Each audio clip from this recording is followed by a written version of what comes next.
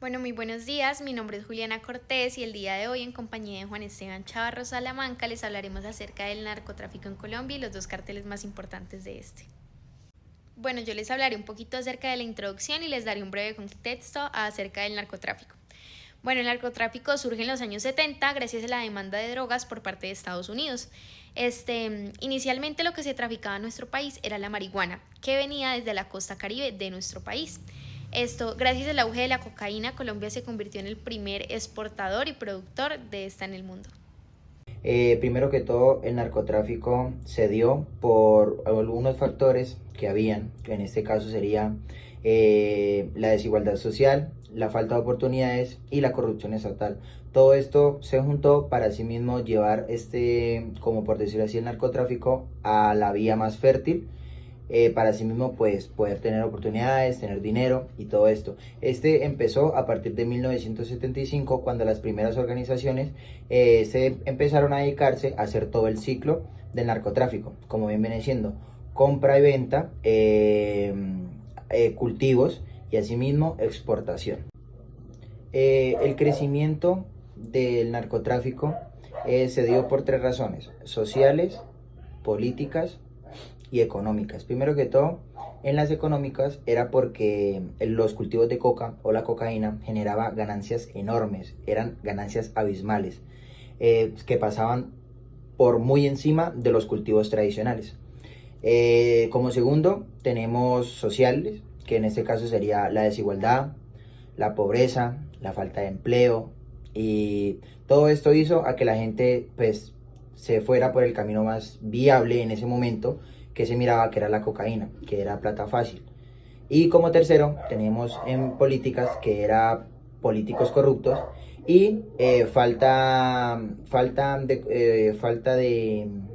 de institucionalidad, me refiero en la política, ya que esto no tenía nada de jurisdicción ni nada de corrupción. Bueno, los principales carteles de la historia de Colombia. En el primer puesto encontramos el cartel de Medellín, que viene desde los años 70 hasta 1993 más o menos. Este fue liderado y fundado por Pablo Emilio Escobar Gaviria. En el segundo lugar encontramos el cartel de Cali, que fue liderado y fundado por los hermanos Rodríguez Orejuela y viene desde 1980 hasta 1996 más o menos. Iniciaremos con el cartel de Medellín, que como lo mencionaba anteriormente fue fundado por Pablo Emilio Escobar Gaviria. Ahora, ¿cómo empezó? Este empezó por Pablo Emilio Escobar Gaviria, que fue el fundador. Este nació el 1 de diciembre de 1949 en Río Negro, Medellín, Colombia. Fue de una familia muy humilde. Su papá era agricultor, su mamá era maestra, pero este desde pequeño tenía una ambición bastante grande por el dinero y decía que quería ser rico antes de los 30 años. Este nunca fue una persona educadamente formal, o sea, me refiero al modo de hablar, pero siempre era muy inteligente en base para hacer negocios y para hacer su estructura. Y esto lo llevó a después a involucrarse en el narcotráfico y asimismo crear su cartel de Medellín. ¿Cómo estaba conformado el cartel de Medellín? Como primero tenemos a Pablo Emilio Escobar Gaviria, después sigue Gustavo Gaviria, que es el hermano. Se le juntaron los hermanos Ochoa, Carlos Leder, Rodríguez Gacha, alias el Mexicano, y como otro dato tenemos que también influyó mucho Griselda Blanco, que era una de las narcotraficantes más grandes de Colombia. Esta fue la que impulsó a Pablo a meterse en el mundo del narcotráfico y que asimismo subiera tanto en este mundo. El cartel de Medellín tenía muchos laboratorios, tenía una estructura muy sólida, rígida, que era dirigida por Pablo Escobar, y estos tenían muchas líneas, o por decirlo así, muchas rutas aéreas hacia Estados Unidos. Siempre era comandado por Escobar. Se caracterizó por su enorme violencia también, su poder militar y el terror que le podía aplicar al Estado, gracias a sus motobombas, a sus asesinatos, a todo lo que tiene que ver con corrupción. El cartel de Medellín lo tenía. Expansión y métodos del cartel.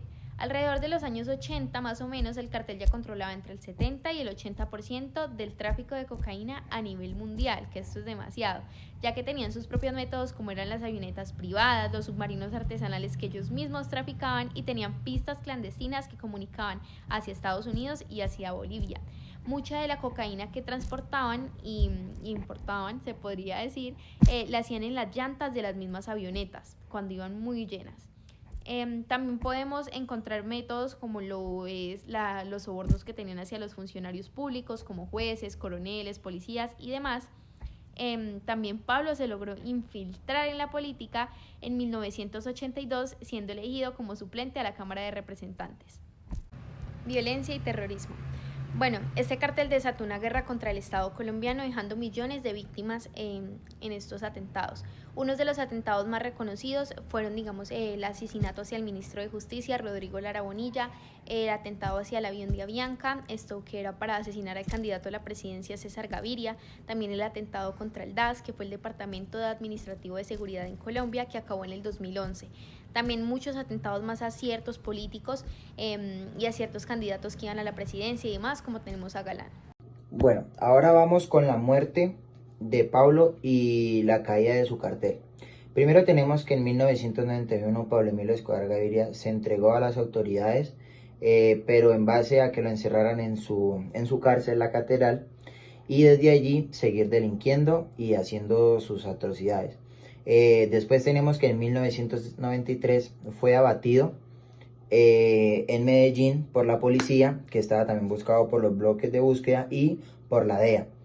Y también que después de tras su muerte, el cartel de Medellín cayó totalmente, o sea, cayó en ruinas, pero su legado de violencia siguió por muchos, muchos años. Bueno, ahora tenemos el impacto del cartel de Medellín en Colombia, y no solamente en Colombia, sino que desató la época más violenta recientemente en Colombia, ya que fue la época donde hubo más violencia, más casos aterradores, muertes, corrupción, absolutamente todo tipo de violencia. Después tenemos el aumento de confianza en base al Estado y a las autoridades, ya que con esto se logró de que todo estuviera al margen, que todos estuvieran pendientes de cada entrada, de cada salida, de cada movimiento en Medellín, no solo en Medellín, sino que también en toda Colombia, porque este fue un influyente tan grande que esto se rodeó por todo Colombia, por todo el mundo, y todo el mundo empezó a, por decirlo así, los que tenían para poder comprar coca, empezaron a comprar, vender, asimismo cultivarla, y asimismo eso fue un influente demasiado grande. Como por otro tenemos que generó un impacto o un fenómeno de narcocultura y de narcopoder aquí en Colombia, ya que muchas personas lo seguían, él hacía casi todo a vista de la gente, y pues así aprendieron muchas cosas. También tuvo muchas personas conocidas que le ayudaron, que le trabajaron. Y como otro tenemos es que mostró el terror que se le puede dar al Estado por base a los crímenes, y cómo el Estado también se puede dejar corromper en base, porque era muy corrupto, por dinero, que era lo que se movía en ese tiempo y lo que tenía Pablo Escobar que le sobraba. En base a esto fue que el Estado se mostró como algo débil y algo que con dinero todo se puede lograr. Bueno, ya terminando de contextualizar un poquito lo que fue el cartel de Medellín, les venimos a hablar acerca del cartel de Cali, quien los principales fundadores fueron los hermanos Rodríguez Orejuela. ¿Cómo empezó el cartel de Cali? Bueno, los hermanos Miguel y Gilberto Orejuela, nacidos en Mariquita, Tolima, después se desplazaron a Cali, Valle del Cauca. Crecieron en una familia muy conservadora, una familia de clase media, muy trabajadores. A lo largo de su vida inicialmente eran empresarios y pues sí, tenían sus negocios y demás, comerciantes, hasta que empezaron a invertir poco a poco en los negocios ilegales, hasta que vieron que lo que estaba de moda, el negocio que estaba como en el auge, era la cocaína. Ahí empezaron a invertir y formaron el Cartel de Cali, una organización mucho más organizada que el Cartel de Medellín. Ahora vamos con el cartel de Cali. Este cartel de Cali empezó o fundado por los hermanos Rodríguez Orejuela, tanto Gustavo como Miguel. Después le seguía Santa Cruz, Londoño, y después Elmer, que era alias Pacho. Este tuvo su base en el Valle del Cauca. Empezó en los años 80, mientras que el cartel de Medellín enfrentaba su lucha contra el Estado. Estos comandaron todo el sur, llenándolo de laboratorios y asimismo creando una red de narcotráfico a la cocaína bastante grande. Ahora vamos con las estrategias del cartel.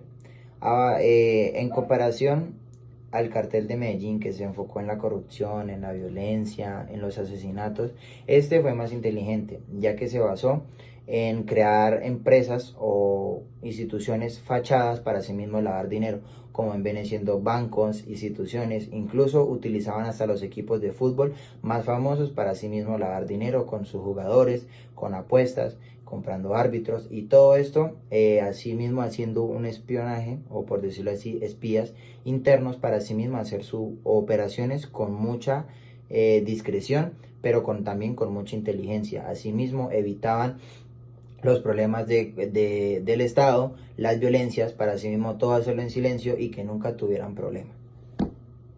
El alcance internacional que tuvo el cartel de Cali.